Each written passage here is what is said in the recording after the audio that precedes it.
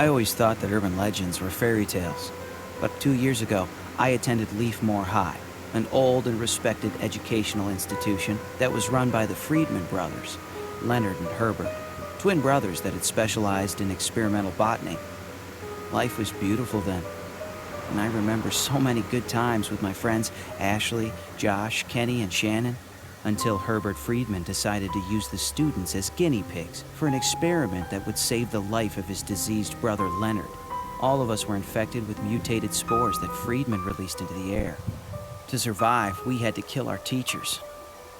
After that night, I did a lot of bad stuff and ended up in prison. But I served my time without protesting.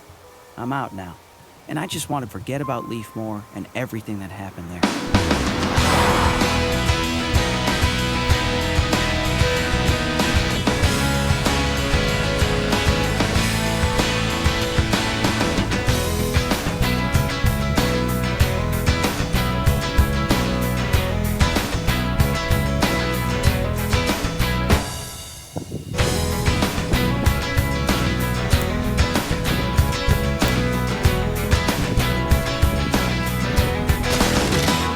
We have to get a move on, May.